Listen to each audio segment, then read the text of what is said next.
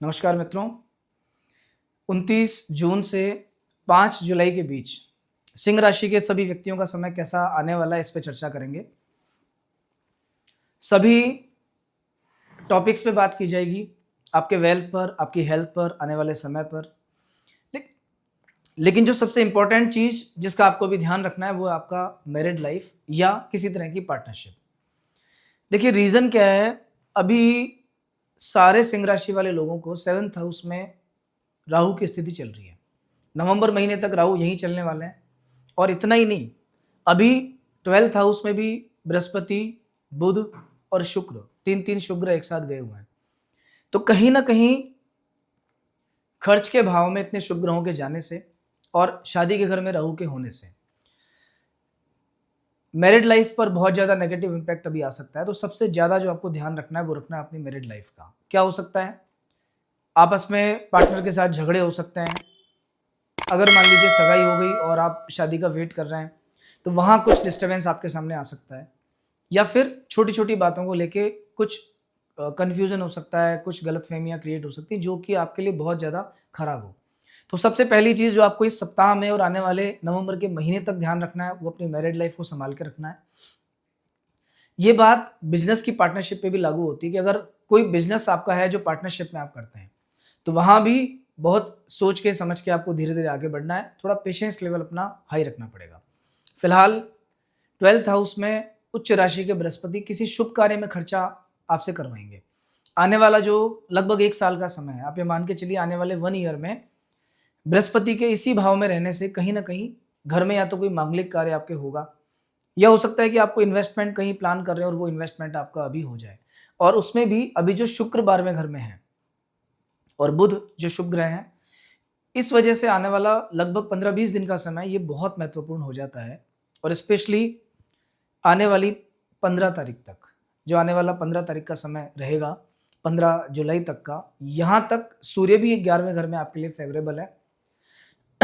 तो 3-4 चीज़ों को लेकर के बहुत अच्छे रिजल्ट आपके सामने आएंगे। सबसे पहले तो अगर आप लंबे टाइम से कोई घर खरीदना चाह रहे हो और कोई संजोग नहीं बन पा रहा, या घर में किसी का रिश्ता नहीं हो पा रहा, वो भले एक कोई रिश्ते की बात हो या घर में कोई और मांगलिक कार्य हो, तो आने वाले 15 दिन आपके लिए बहुत इंपॉर्टेंट है। प्रयास कीजिए, जैसा आप चाहते हो वैसा कुछ आपके साथ हो सकता है। वर्क प्लेस पे माहौल थोड़ा सा बेटर होगा। अगर आप अपने बॉस से परेशान हैं, या मान लीजिए कि आपके जो कलीग्स हैं उनसे आप परेशान हो, तो वहाँ भी सूर्य की कृपा से, मतलब सूर्य के अच्छा होने से कहीं ना कहीं अभी आपका जो पलड़ा है वो भारी रहेगा। आपको नेम एंड फेम दोनों चीज़ें मिलेंगी। वर्क प्लेस पे जो एटमॉस्फेयर है पहले के कंपैरिजन में बहुत बढ़िया रहने वाला है। 10th हाउस में मंगल है और मंगल देते हैं अथॉरिटी। अथॉरिटी का मतलब है कि अभी वैसे कुंडली में अगर किसी के 10th हाउस में मंगल होता है तो सीधा कुलदीपक योग उसे हम बोल देते हैं। ऐसा व्यक्ति मैनेजमेंट में बहुत अच्छा होता है। और अभी जब गोचर में मंगल आपको यहाँ चल रहा है तो मतलब आने वाला जो कुछ दिन का समय है इसमें आपका मैनेजमेंट हर जगह बढ़िया रहेगा। वर्क प्लेस हो, चाहे आपके घर की बात हो या सोसाइटी की बात हो, अगर कोई बात आप बोलोगे तो लोग उस बात को सुनेंगे। लीडरशिप का मौका आपको कहीं मिल सकता है। और स्पेशली जो भी लोग मैनेजमेंट के फील्ड से जुड़े हैं, बैंकिंग के फील्ड से जुड़े हैं, या फिर इवेंट्स वगैरह का काम आपका है, गवर्नमेंट सेक्टर से कोई आपका लिंक है कि सरकार में आप कोई गवर्नमेंट एम्प्लॉय हैं या फिर गवर्नमेंट से आपको कॉन्ट्रैक्ट वगैरह लेते हैं या उनसे कोई काम पड़ता रहता है, तो आने वाले 10-15 दिन का समय आपके लिए बहुत अच्छा है। और ये जो वीक जाएगा ये तो बहुत ही अच्छा जाएगा। अब आपको ध्यान क्या रखना है, अच्छा तो हो गया, लेकिन ध्यान किस चीज़ का रखना है? ध्यान उसी चीज़ का रखना है जो सबसे पहले आपको बताई थी कि सबसे पहले तो अपनी मैरिड लाइफ को संभाल के रखना, वरना यहीं से घर से परेशानी स्टार्ट होगी जो आपके ऑफिस तक जाएगी। सुबह का झगड़ा शाम तक कंटिन्यू रह सकता है, उसका इफेक्ट आपके काम पे भी आ सकता है।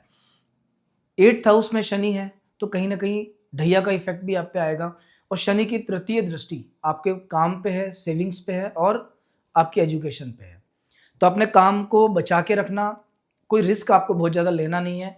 जब तक कोई दूसरा जॉब आपके पास नहीं है तो भले ही कितना बेकार माहौल आपके वर्क प्लेस का हो, कितनी दिक्कतें आपके सामने आ रही हो, पर सडन कोई रिस्क आपको बिल्कुल भी नहीं लेना। 2nd हाउस पे शनि की इस नेगेटिव दृष्टि का जो इफेक्ट है ये सेविंग्स को खराब करता है।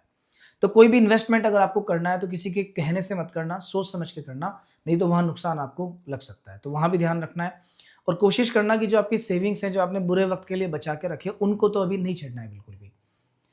पेट से जुड़ी जो भी प्रॉब्लम्स हैं वो ट्रिगर कर सकती हैं, अचानक से बढ़ सकती हैं, भले ही वो कॉन्स्टिपेशन हो या कोई और प्रॉब्लम हो, आपको पेट से जुड़ी कोई भी दिक्कत हो, वो दिक्कत देगी। संतान को लेके भी कुछ समस्याएं सामने आ सकती हैं अभी, कि संतान से विचार नहीं मिले, संतान परेशान हो जिससे आप भी परेशान हो। और कभी कभी क्या होता है कि 8वें घर के शनि व्यक्ति को डीफेम भी देते हैं। तो किसी भी कंट्रोवर्सी में अभी आपको नहीं पड़ना, थोड़ा सा बच के आपको रहना है।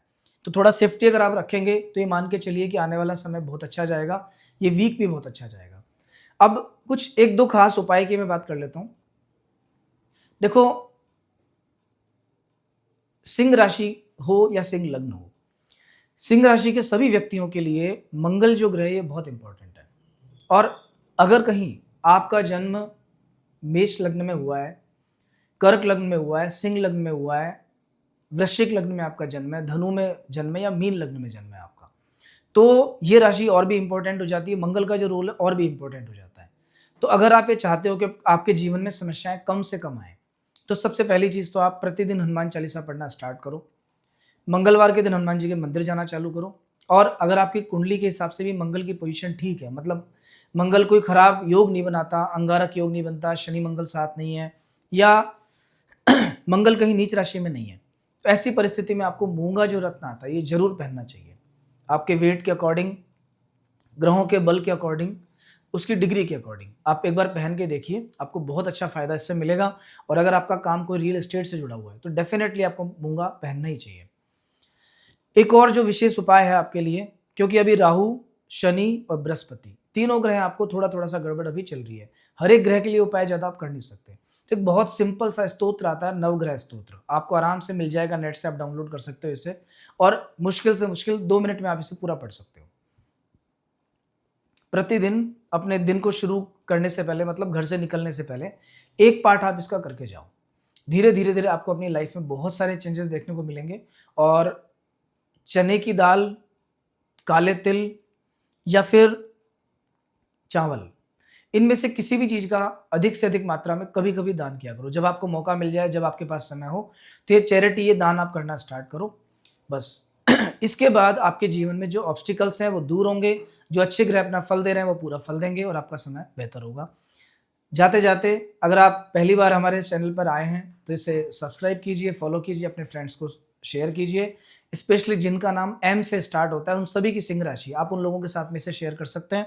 और आपके जीवन में अगर किसी भी तरह की कोई प्रॉब्लम है, कोई कंफ्यूजन अगर आपके सामने है और आप उसका सॉल्यूशन चाहते हैं, तो स्क्रीन पे आपके सामने नंबर है, आप इस नंबर पे संपर्क कर सकते हैं। कॉल करेंगे, हमारे यहाँ से अच्छा रेस्पॉन्स मिलेगा। प्रॉपर आपकी कुंडली देख करके आगे क्या होने वाला है, कैसे आप डिसीजंस ले सकते हैं, उन सबके बारे में बताया जाएगा। तो नेक्स्ट वीक हम फिर मिलेंगे नए राशिफल के साथ में। जय श्री राम।